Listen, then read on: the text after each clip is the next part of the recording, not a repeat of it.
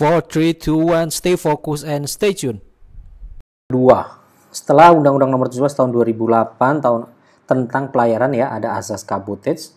Lalu apa? Nah, ini turunannya nih yang di tengah ya. Ada peraturan pemerintah nomor 22 dan dilanjutkan oleh peraturan Menteri Perhubungan turunan dari PP nomor 22 ini nomor 48. Jadi Permenhub nomor 48 tahun 2011. Peraturan pemerintahnya sama juga nomor 22 tahun 2011. Itu tentang angkutan laut. Ya, yang keluarkan Permenhub, yang keluarkan Menteri Perhubungan tentang angkutan laut, spesifiknya tentang kapal offshore dan kapal pendukung kegiatan hulu migas. Apa isinya? Isinya begini, ya. Tahun 2008 itu saat asas kabotage itu di list di undang-undang itu ada daftarnya. Jenis kapal kan banyak banget ya, ratusan jenis kapal. Nah, saat itu, kalau peraturan itu langsung law enforcement ketat, kaku, kegiatan ekonomi yang membutuhkan kapal udah pasti berhenti. Kenapa berhenti, Pak Es? Ya, karena di Indonesia belum ada kapalnya. Ada beberapa subsektor perkapalan yang pengusaha Indonesia tuh mereka nggak punya kapalnya. Selain memang rumit, kapalnya mahal, proyeknya nggak begitu banyak, tapi rate-nya mahal nih, pendapatannya gede. Nah, itu ada beberapa yang pengusaha Indonesia masih belum punya. Selain itu mungkin alasannya karena waktu itu pengusaha Indonesia sukanya jadi agen aja dia. Mengageni kapal-kapal asing, bawa ke sini tapi masih bendera asing. Nah, kapal apakah itu? Itulah kapal offshore atau pendukung kegiatan hulu migas. Jadi kapal-kapal jenis itu dulu belum ada. Makanya perpanjang tuh ada semacam dispensasi pelaksanaan. Kalau di luar kapal itu, di luar kapal offshore, seingat saya 2010 law enforcement harus bendera Indonesia semua. Nah, khusus untuk kapal offshore diperpanjang 4 tahun lagi menjadi 2014. Jadi PP 22 dan Permenhub nomor 48 ini menegaskan setelah Desember 2014, kapal-kapal jenis ini yang berbendera asing harus out, diganti dengan kapal bendera Indonesia. Artinya apa? Artinya lengkap sudah bahwa dukungan pemerintah ke sektor ini sangat besar. Buat para pengusaha di challenge, yuk kalau berani, sudah adakan kapalnya, proyeknya banyak, kerja gitu. Mana sih Mas Es kapalnya nih? Ini kapal-kapalnya nih ya. Nih. Ini dia, tuh. Ya. Desember 2014, kapal-kapal jenis ini sudah nggak boleh. Ini oil and gas survey, seismic survey, geographical survey, geotechnical survey, ini yang dipakai perusahaan minyak untuk lakukan survei ya. Dipakai oleh El Nusa, itu kapal-kapal jenis ini. Ini dulu kapal asing semua. Kapal untuk drilling, ternyata malah sampai 2015 nih. Jack up rig, semi bla bla bla ini sampai 2015. Untuk konstruksi offshore sampai 2013, offshore operation support AHTS, PSV, platform support vessel sampai 2012, dredging ini buat reklamasi. Ya, buat keruk kapal keruk untuk ngeruk laut, buat reklamasi ya. Dia biasanya ngeruknya dari laut tengah di mana pasirnya speknya sudah bagus, dikeruk, dibawa ke pinggir, baru ditaruh di pinggir untuk reklamasi. Nah, ini semua kapal-kapal jenis ini tadinya harus berbendera Indonesia boleh, tapi setelah adanya peraturan ini semuanya harus bendera asing.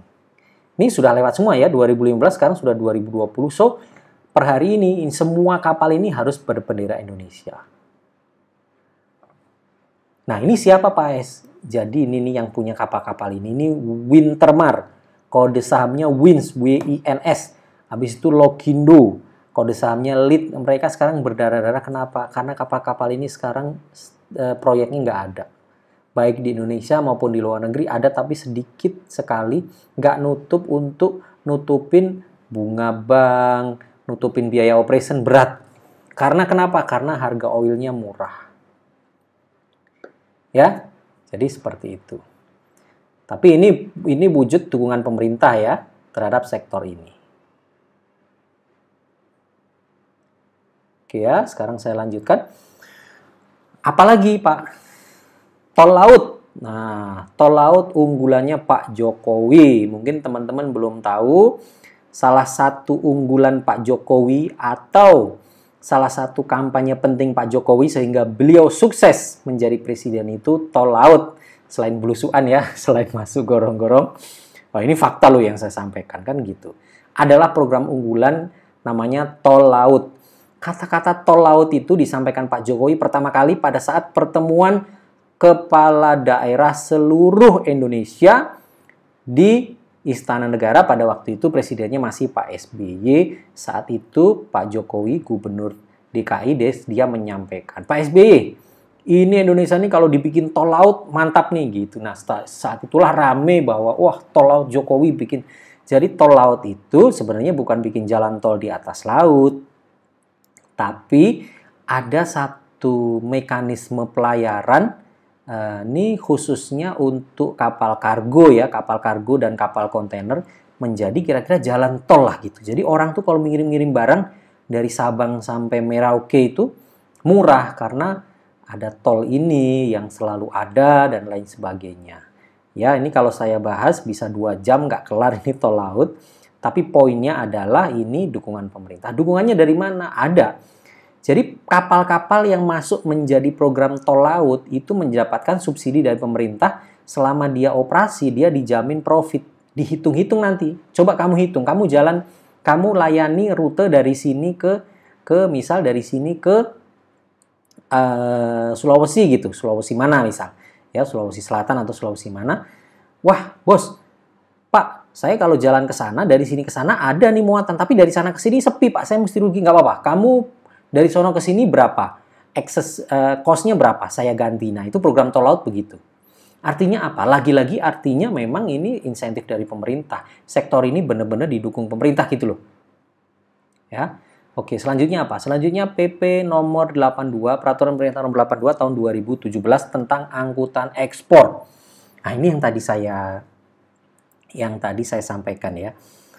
Akan asas kabotage itu kalau ngangkat barang dari satu titik ke titik lain. Kalau dua titik itu ada di wilayah perairan Indonesia, udah pasti kapalnya kapal bendera Indonesia. Tapi kalau salah satu titiknya nggak di Indonesia, nah peraturan ini udah nggak berlaku nih. Nah, itulah kenapa selama ini kalau ekspor, entah ekspor nikel, entah ekspor biji besi, entah ekspor timah, entah ekspor cangkang sawit, entah ekspor apalah ya. Ekspor kapal-kapal kontainer itu, ekspor batu bara, semuanya pakai kapal bendera asing atau kapal luar negeri. Pengusaha kita nggak bisa bersaing. Nah, gimana bisa supaya bisa bersaing? Pemerintah bantu dengan insentif ini. Pakai PP nomor 82 ini menerangkan bahwa pokoknya yang ekspor barang-barang mineral tambang, ekspor batu bara itu wajib, termasuk ekspor CPO, wajib kapal bendera Indonesia. Tuh, kurang enak apa tuh? Bendera asing udah nggak bisa. Jadi pengusaha Indonesia itu udah dibantu banget. Ini kalau Temas, Tempuran Mas, kemudian kok Sinar Mas sih? Saya dari tadi Sinar Mas ya. Saya nggak tahu dari tadi. Saya ngomongnya Sinar Mas terus ya. Padahal maksud saya yang saya maksud itu Samudra Indonesia. Jadi teman-teman tadi kalau saya keselio mulut saya ngomong Sinar Mas, maksud saya itu Samudra Indonesia. Kenapa saya ngomongnya Sinar Mas? Karena kapal-kapal General Cargo, kapal-kapalnya dari Samudra Indonesia itu nama depannya Sinar. Saya sangat hafal sekali, Sinar Kudus, Sinar macam-macam lah ya. Nama-nama kota di Indonesia itu depannya pakai nama Sinar. Jadi saya salah Sinar Mas. Jadi kira-kira Samudra Indonesia ya. Dengan PP 82 tahun 2017 ini harusnya kalau Samudra Indonesia mau ambil ini, Temas ya, Tempuran Mas mau ambil ini.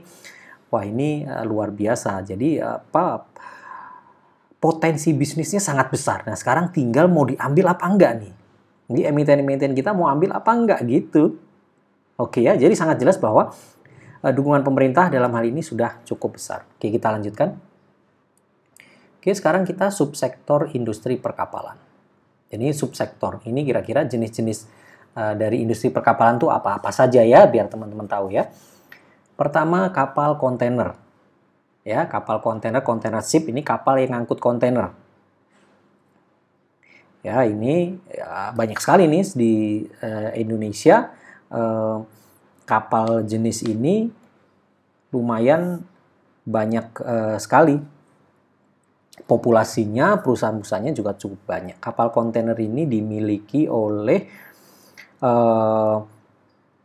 Sinarmas banyak, Tempuran Mas banyak, ya, Temas, Sinarmas itu kapalnya jenis-jenisnya jenis kapal kontainer.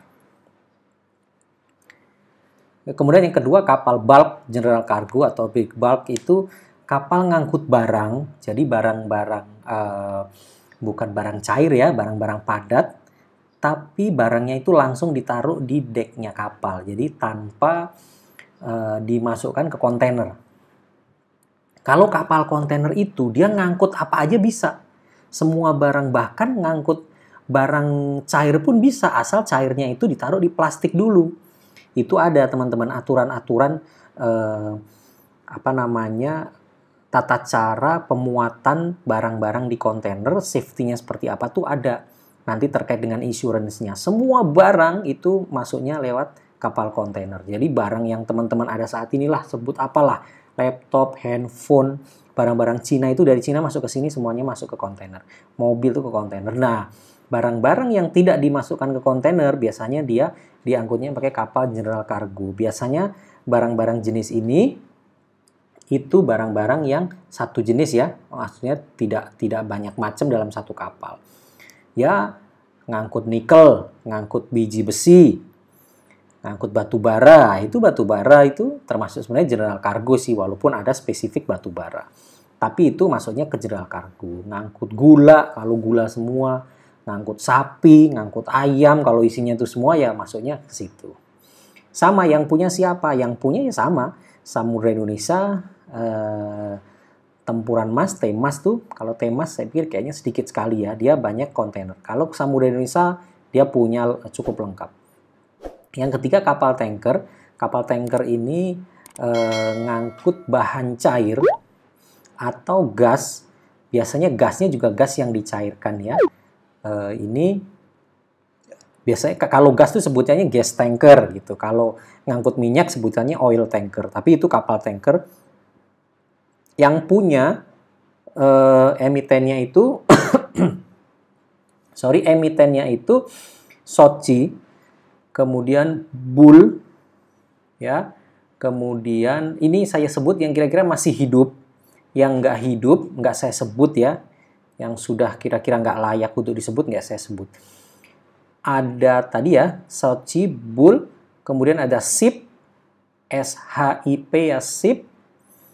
Kemudian ada punyanya Tommy Soeharto itu Humpus itu apa ya? HITS ya, HITS, HITS. Nah itu keempat emiten itu di kapal tanker.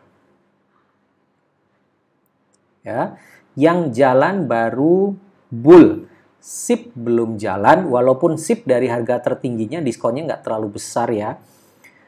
Sochi juga belum jalan, nah Sochi ini diskonnya besar banget. Lagi-lagi nanti saja di bedah emiten, tapi emitennya kira-kira itulah, biar teman-teman tahu. Oke, selanjutnya kapal penunjang kegiatan hulu migas atau kapal offshore. Jenis-jenisnya kapal apa saja yang tadi itu, teman-teman. Nih, ini kapalnya ini. Ini penunjang kegiatan hulu migas ini. Ya, ini. Yang punya ini siapa? Emitennya itu ya tadi tuh Logindo, Lead. Kemudian Wintermar, Wins.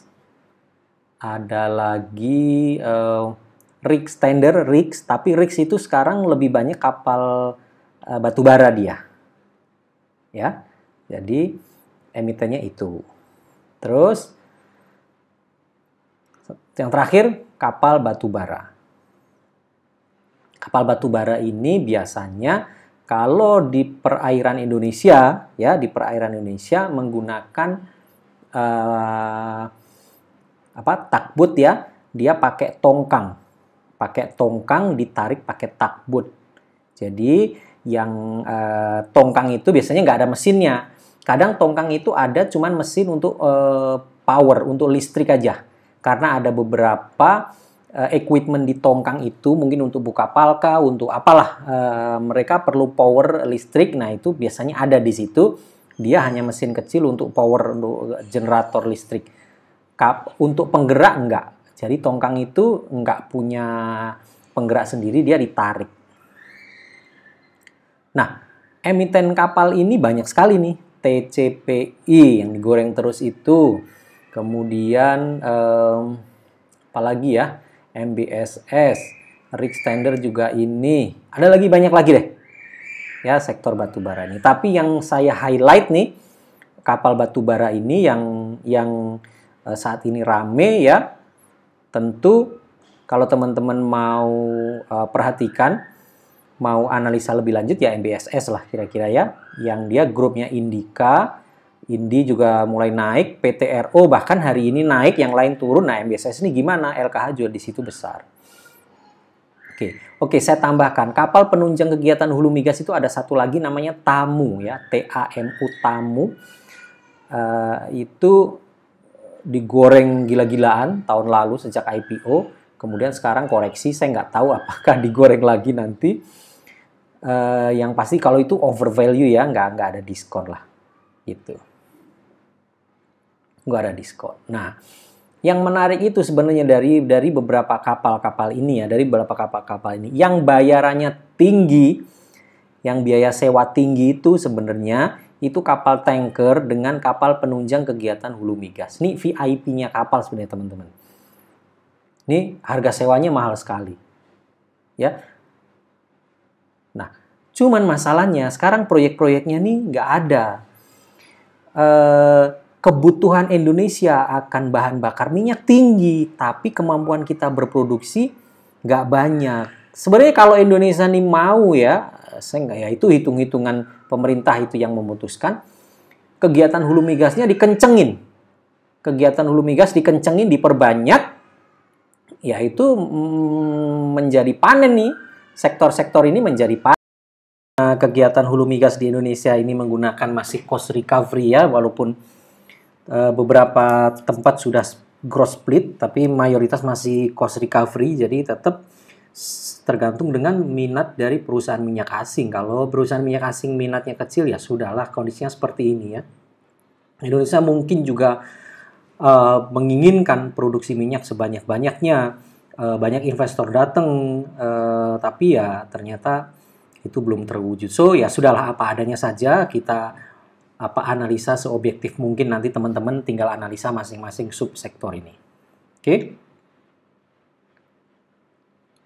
Nah, sekarang setelah tadi kita tahu ya makronya industri perkapalan seperti apa, plus minusnya bagaimana, dukungan pemerintah seperti apa, jenis-jenis kapal seperti apa, kita mulai menyempit. Jenis kapal plus emitennya sudah tahu. Nah, sekarang ini bekal kita untuk menganalisa masing-masing emiten nanti, ini layak, ini nggak layak, ini bagus, ini tidak, dan lain sebagainya. Kenapa Bull LK-nya bagus, kenapa Sochi belum bagus, dan lain sebagainya. Kenapa perusahaan-perusahaan yang mempunyai kapal-kapal offshore yang belum IPO ya, yang masih belum menjadi perusahaan terbuka, saya tahu karena saya ada teman beberapa, kondisi mereka masih baik-baik saja, kontraknya, proyeknya juga banyak, tapi kenapa Logindo kok kondisinya seperti ini? Nah, itu teman-teman untuk bisa menganalisa itu, teman-teman harus mengerti ini dulu. Saya mulai dari biaya operasional industri perkapalan. Karena biaya ini nanti related dengan sekup bisnis yang dijalankan itu seperti apa sih itu. Jadi teman-teman kesini dulu. Pokoknya saya alur pemikiran untuk menguasai atau mengerti industri perkapalan sudah saya susun. Teman-teman tinggal ikuti, nanti bisa lebih mudah. Pertama, biaya dari industri perkapalan itu apa saja sih yang harus dikeluarkan oleh si perusahaan ini, apa saja? Pertama, CAPEX ya, capital expenses, ini biaya pertama kali yang dikeluarkan. Ini kenapa saya sebut biaya? Ya, pada akhirnya akan tetap jadi biaya karena nanti kan akan disusutkan. Capital expenses atau biaya modal ya, modal awal tentu untuk pembelian kapal. Nah, di sini nanti teman-teman bisa lihat mana yang beli kapal benar-benar sadis, dia menggunakan uang hutang semua. Ada loh teman-teman, kapal misal harga 20 juta US. itu modal mereka hanya 2 juta aja, sisanya hutang. Saya juga nggak tahu gimana mereka bisa mendapatkan approval yang sesadis itu, tapi itu terjadi. Nah, nanti teman-teman tinggal lihat ya masing-masing emiten. Mungkin yang sesadis itu mudah-mudahan belum menjadi perusahaan terbuka. Tapi saya kenal karena saya banyak menjadi konsultan perusahaan-perusahaan ini. Saya ngerjain proyek-proyek mereka, bantuin mereka. Saya tahu ada yang kapal harga 20 juta, mereka asal punya uang 3 juta aja, sisanya dibiayai bank, itu ada. Jadi yang seperti ini cukup berat ya. Nanti pada waktu perusahaan ini berjalan, mungkin si pemilik perusahaan baik-baik aja karena ada pendapatan, mereka tetap bisa gajian, mereka bisa cash flow-nya tetap sehat, tapi buat investor jelas nggak sehat. Bayar bunga banknya tinggi, bunga pinjaman tinggi, akhirnya bottom line-nya bawahnya net loss terus dan harga saham udah pasti kurang bagus. Oke, setelah capex apa yang terbesar? Itu ada namanya docking ya. Docking itu perbaikan kapal dalam skala besar. Jadi ada 2,5 tahunan, ada 5 tahunan. Nah, 2,5 tahunan tuh nggak terlalu besar. Yang 5 tahunan ini benar-benar docking besar. Jadi nanti teman-teman kalau menganalisa kenapa pendapatan dari perusahaan ini kok turun, kok nggak naik-naik. Mungkin nanti ada yang bilang, oh MBSSS tuh tahun sekian kapalnya di docking, banyak yang di docking. Jadi pendapatannya kurang bagus. Jadi siklus docking itu teman-teman tinggal ketahui saja kapal-kapal itu dibeli tahun berapa.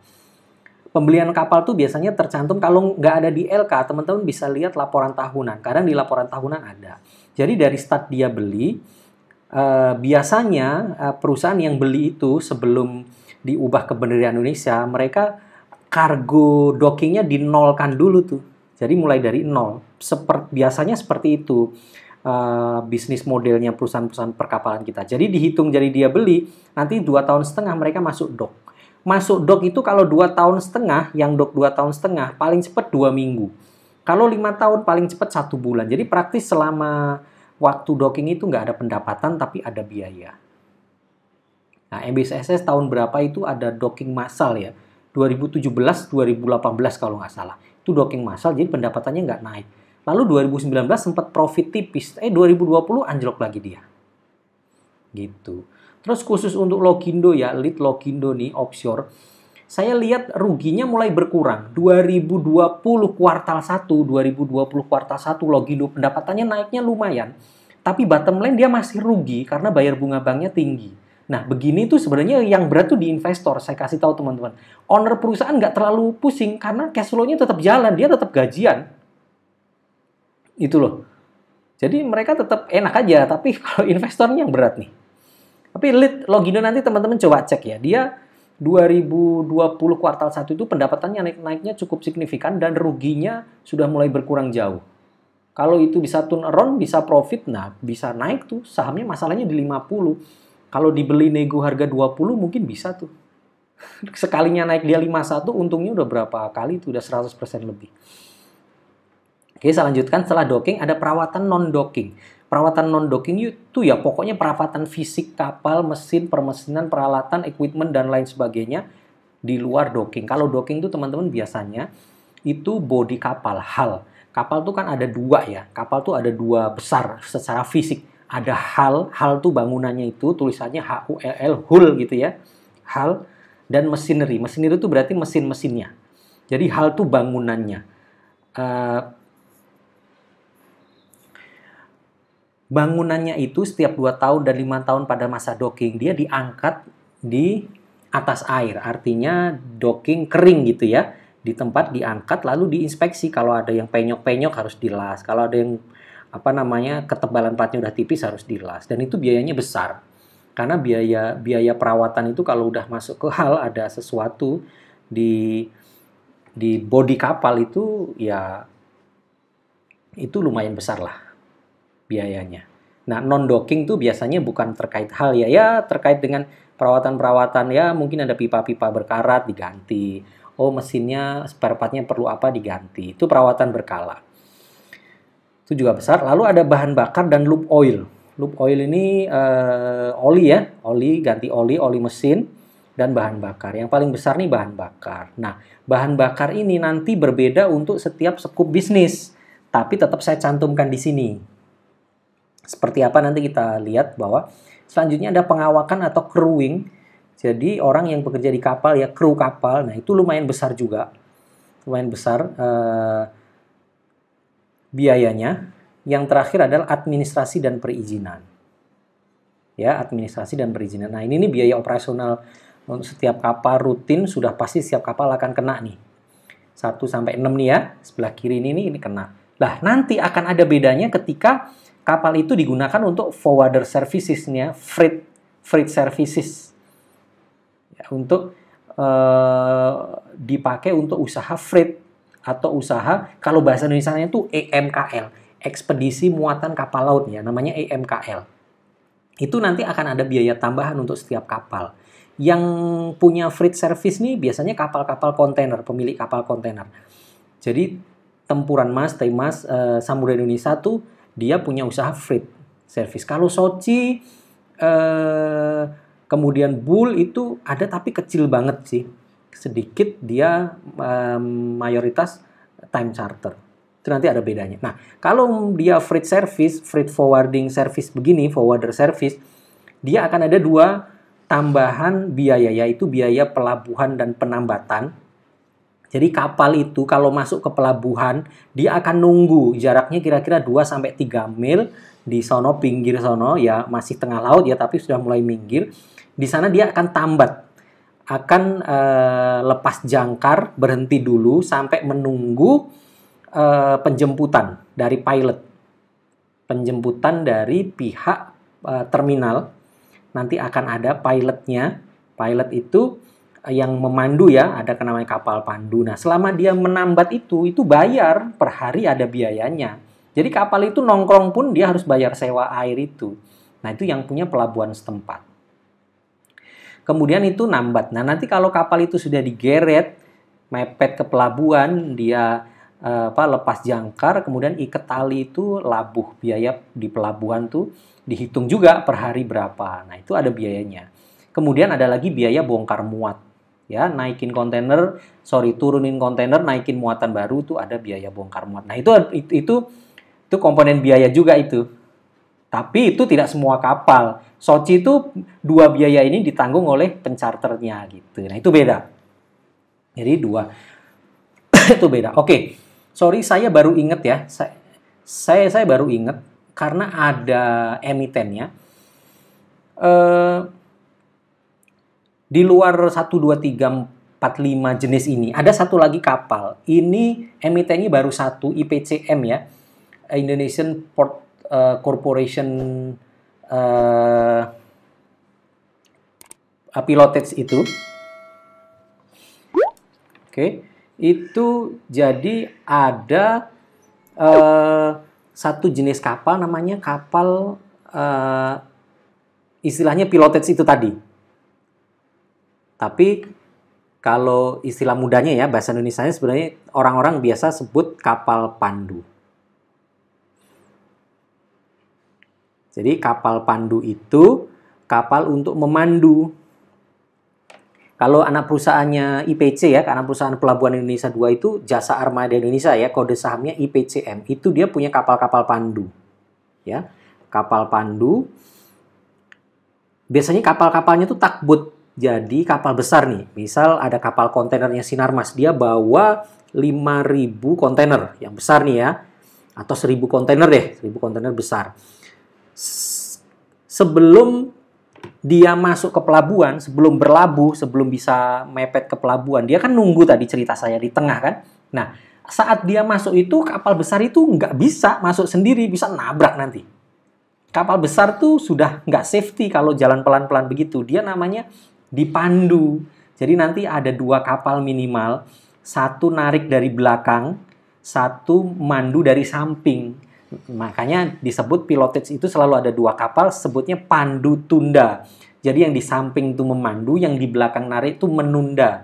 Jadi sambil mengkondisikan kecepatan kapal besar ini. Jadi nanti yang mepet-mepetin, markirin tuh 2 kapal ini.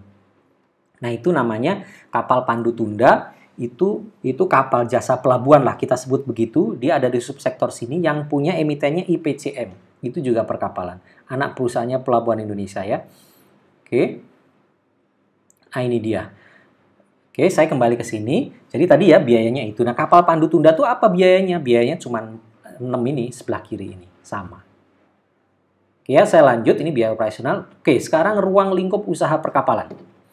Ruang lingkup usaha perkapalan. Usaha perkapalan tuh kan macam-macam ya. Jenis-jenis kapalnya macam-macam. Nah, ruang lingkup usahanya juga beda-beda. Ini yang teman-teman harus mengerti. Karena ini terkait dengan valuasi emiten perkapalan. Ini penting. Ya, ini penting, harus dimengerti. Saya sampaikan ya, agak pelan-pelan yang ini biar nggak bingung. Oke, ada 4. Time charter, freight charter, bareboat charter, dan ekspedisi muatan kapal laut. Time charter itu istilahnya kapal itu disewa dan dibayar berdasarkan waktu. Biasanya rate-nya rate harian, daily rate. Acuan internasional rate-nya itu rate harian juga. Jadi teman-teman kalau lihat misal tanker time charter acuan berapa. Nah, kawan-kawan kalau mau mengevaluasi atau memvaluasi emiten perkapalan, teman-teman mesti lihat nanti harga acuan internasional.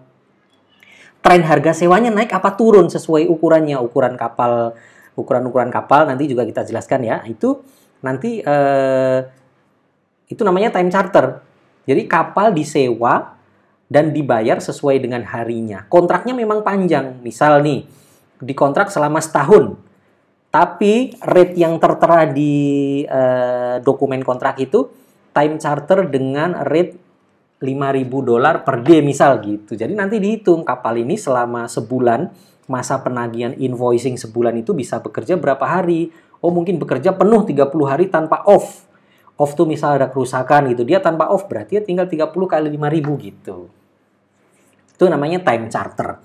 Nah, time charter itu kalau saya kembali ke sini sedikit, time charter itu teman-teman, capex docking ditanggung pemilik kapal, perawatan non-docking ditanggung pemilik kapal, loop oil ditanggung pemilik kapal. Nah, bahan bakar dibayar oleh yang charter. Pengawakan pemilik kapal, administrasi perizinan pemilik kapal. Jadi kira-kira time charter itu miripnya sama kayak teman-teman kalau charter mobil deh.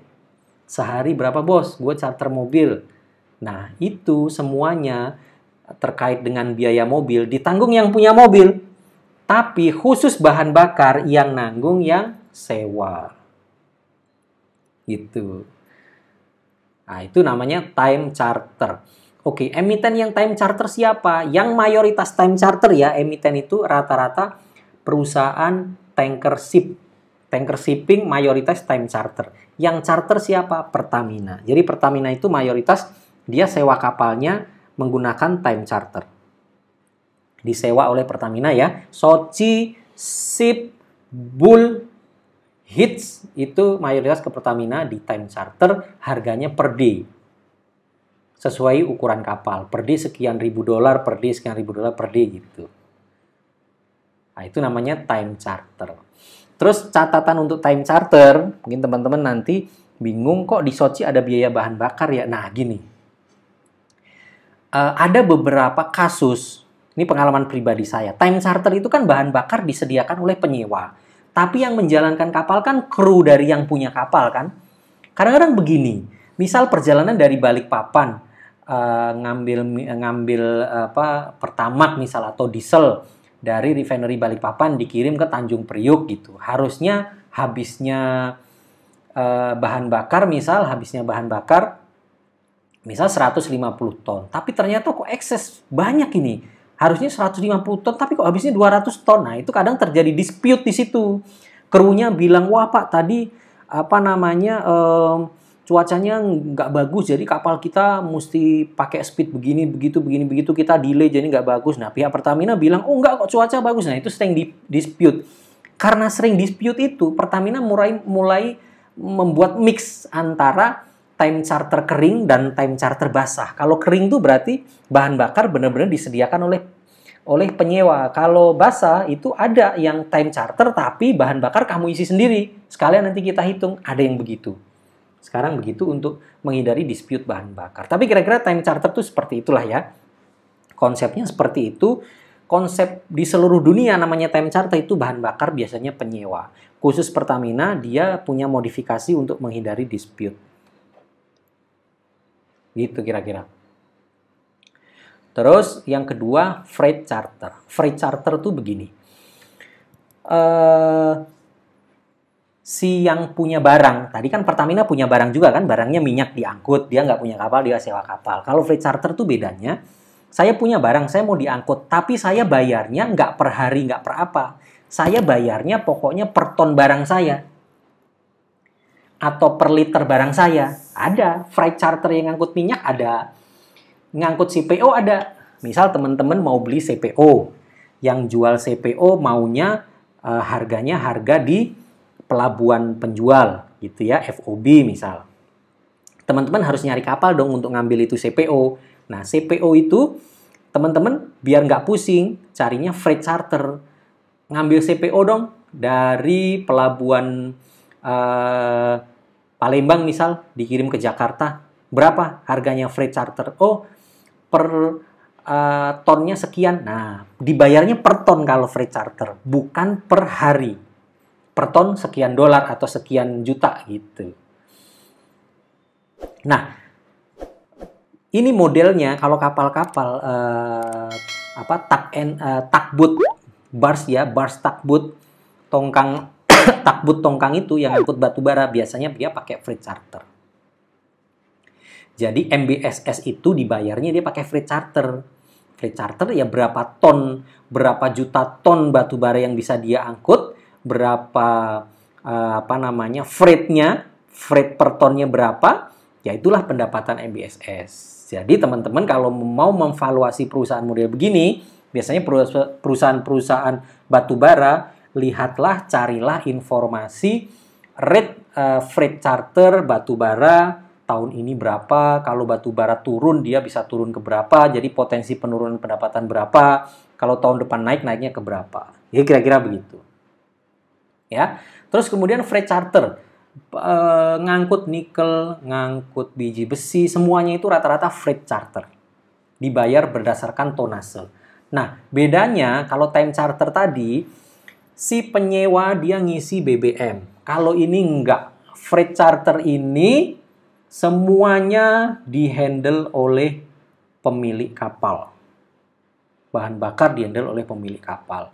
Analoginya kira-kira kalau time charter itu teman-teman charter mobil, ya, teman-teman charter mobil. Kalau freight charter itu teman-teman naik bis kali ya, atau naik angkot, jadi per kepala berapa, gitu. Itu namanya freight charter. Oke ya. Ya, time charter itu Soci, rata-rata perusahaan tanker. Kalau freight charter, rata-rata batu bara. Ada beberapa general cargo atau bulk carrier ya, bawa nikel, bawa biji besi itu Samudra Indonesia punya, itu juga freight charter. Teman-teman bisa lihat itu ada kok datanya, standar internasional freight charter untuk general cargo sesuai ukurannya berapa nih. Itu ada yang trennya naik. Kebetulan saat ini trennya naik. Teman-teman bisa lihat untuk persiapan karena Samudra Indonesia juga valuasinya murah sekali. Oke. Yang ketiga bareboat charter. Bareboat charter ini pada prakteknya nggak ada emiten di situ. Jadi teman-teman sebenarnya bisa lewatin sih. Saya juga jelaskannya singkat aja. Bareboat charter tuh sewa kapal. Pemilik kapal hanya ngasih kapal sama biaya docking. Dah, itu aja. Yang lain ini buat ditanggung oleh penyewa. Itu ada model begitu. Di luar negeri sih rata-rata yang miliuner itu orang yang udah kebanyakan duit bingung apa ya, dia tinggal beli kapal aja. Orang yang perusahaan-perusahaan perkapalan besar tuh Maersk lah apalah, mereka tuh bareboat charter loh ke entah triliuner siapa yang mau beliin dia kapal nih, udah per hari kamu bisa kasih berapa. Nah itu semuanya perusahaan-perusahaan perkapalan besar macam Maersk Line dan sebagainya itu yang handle. Itu bareboat charter. Itu di Indonesia nggak ada prakteknya, apalagi di emiten nggak ada. Jadi teman-teman fokus ke time charter, freight charter ya, bareboat charter nggak ada. Yang ketiga adalah tadi yang saya jelaskan, ekspedisi muatan kapal laut. Ekspedisi muatan kapal laut ini sebenarnya yang cocok disebut angkot itu sih, itu lebih cocok. Tapi ini mungkin bukan angkot ya, mungkin truk kali ya, truk ngirim-ngirim barang gitu ya. Nah, itu ekspedisi muatan kapal laut. Kira-kira analoginya kayak truk ngirim barang lah. Truknya yang beli juga pengusaha yang ini, awaknya di situ, pengawakannya, screwingnya, bahan bakar, oli, semuanya sampai berjalan, biaya administrasi, biaya tol, nanti ada biaya bongkar muat, ada biaya parkir, segala macam ditanggung oleh yang punya truk. Itu kira-kira sama dengan kapal. Semua biaya-biaya ini, sebelah kiri ini, semua ditanggung pemilik kapal. Plus karena dia freight, tadi saya jelaskan, makanya dia ada biaya parkir, ada biaya berlabuh, ada biaya nambat, ada biaya bongkar muat. Nah, itu ditanggung oleh pemilik kapal. Yang model ini biasanya ini 80% kegiatan bisnisnya si Samudra Indonesia, dan Temas itu dia menggunakan ekspedisi muatan kapal laut. Nah, kalau sudah mengerti begini, nanti enak kita melakukan valuasinya. Ini lebih unggul, ini enggak, ini berdasarkan atas ini. Gitu. Ya.